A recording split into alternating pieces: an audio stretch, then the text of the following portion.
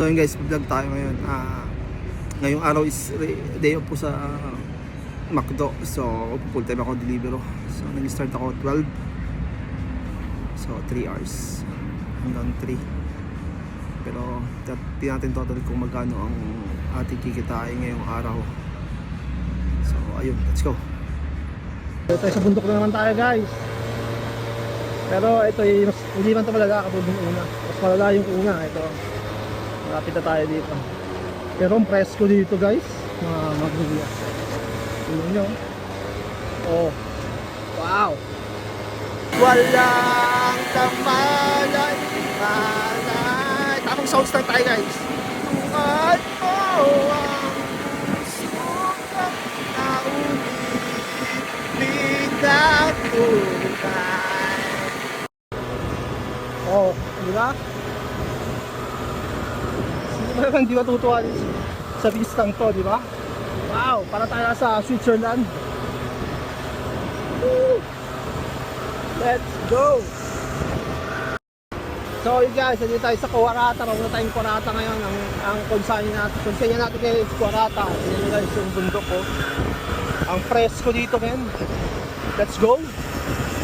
So halos 5 kilometers pa ang ating pagdadala ng McDonald's. Ayan.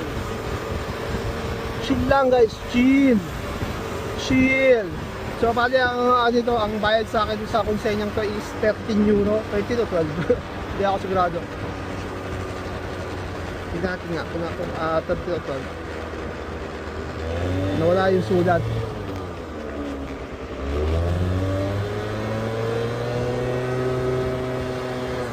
Mali, doon pala sa kabila. Mali ako ng daan. Fuck.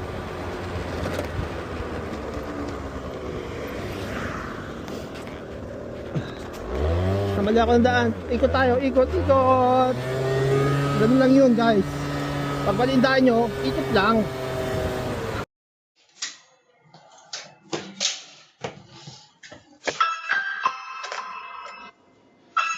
Deliver po. Deliver per. Delivery. Signora, delivery. Codice? 6.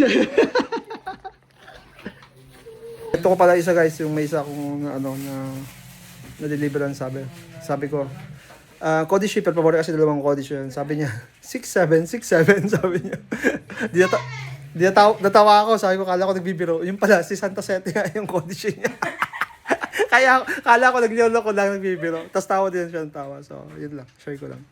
So, yun guys. Tapos yung ating mahabang araw. Ano siya, 10 hours siyang 10 hours akong nasa labas.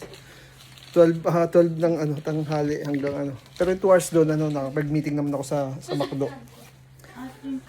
At yung 2 hours doon, bayad yun sa McDo. So, bayad pa din yun. Yung habang nag-meeting, kumakain na din ako, di bayad. Di ba? So, ito guys yung ating inabot ngayon. Yan na yung umabot. So, menu natin. Menu yung dyan guys, yung syempre yung gas, tapos yung 20% guys. 20% kasi babayad tayo ng tax kasi regular tayo dito. Kailangan natin magbayad ng tax. Magbabayad tayo ng tax. So, ayun ang ating araw. Medyo pagod din. So, ito yun guys. Ito yung ating kinita. So, ayun. Let's go.